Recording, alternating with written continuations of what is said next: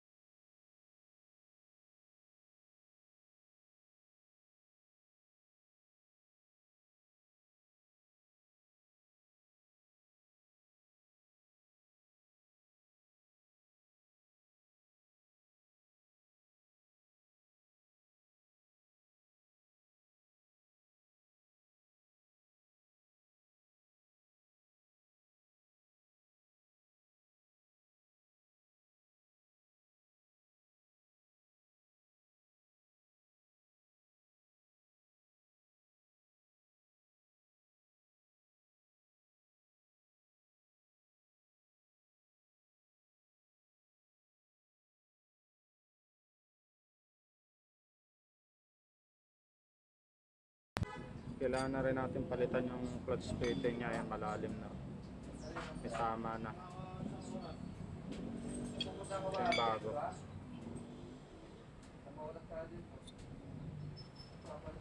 yung luma niya, yan, makamot na, may kamot na. Kailangan palitan na ito kasi sira kasi ulit yung lining pagka kinabit natin kung may tama. Kakayo din lang ulit kasi hindi na balance. Okay, kakabit na natin yung bago. Ito yung bagong clutch plate niya. Pagkabit nito ganito lang. Ito yung clutch housing, talaga yung clutch plate na bago. May ganyan muna ng langis para hindi mabigla yung clutch lining niya.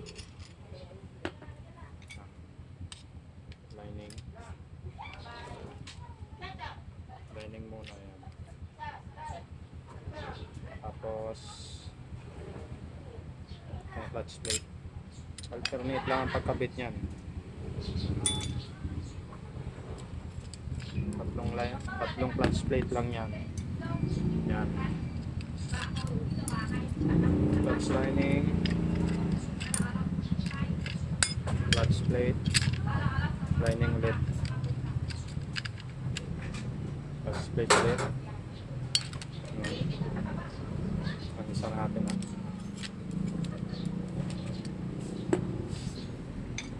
lining, clutch plate.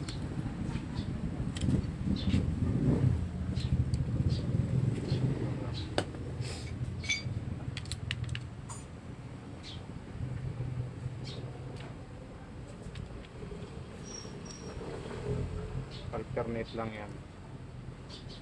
Yung isa nakalihis. Kaya nakalihis yung isa para may limit. Pagpudpud na hindi mangyari yung mapudpud yung clutch plate niya.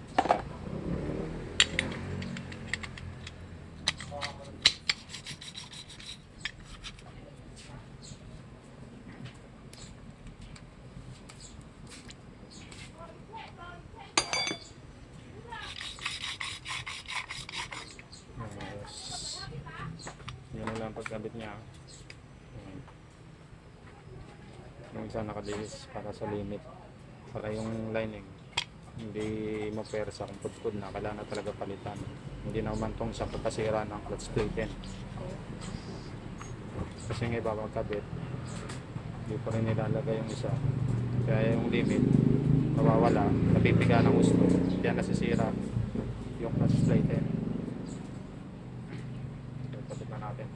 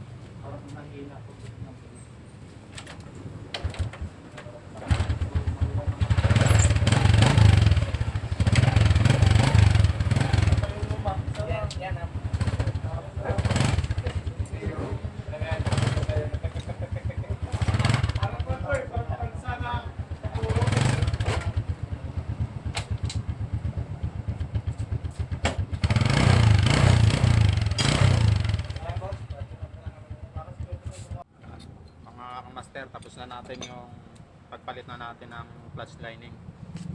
Ito yung pinalitan natin, 4 na piraso yan. Siguro nasa 350 to, 350. Replacement lang to, pero tumatagal siya ng sa kalating taon, depende rin sa gamit. Tapos itong clutch platen niya, yan, pinalitan ko rin dahil putput na. Kumain kanina, di ba? Putput. Obligado talagang palitan to, kasi kung hindi mo nyo papalitan to na may tama na to, baliwala rin yung pagpalit nyo ng lining. Mabilis mauubos yung lining kasi hindi na balance. Ayan. Basta nasasalat nyo na siya na sumasabit na yung kuko nyo, yan. Malaki na nga ito. Palitan nyo na para isang trabaho lang. Pati yung gasket nya pinalitan ko na para walang tagas, side gasket. Tapos yung in-adjust ko, nakikita nyo itong in-adjust ko na to, itong in-adjust ko na to sa adjustment ng ano to, clutch nya sa pagkambyo.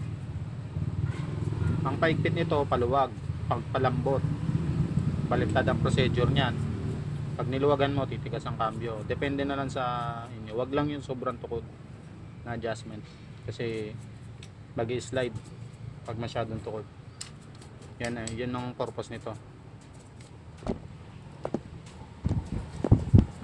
Yan, okay na. Sunod na lang mga master, sunod na video natin, tuturo naman ako paano mag-align ng rim. Pero step by step. Salamat kung may natutunan kayo kahit konti.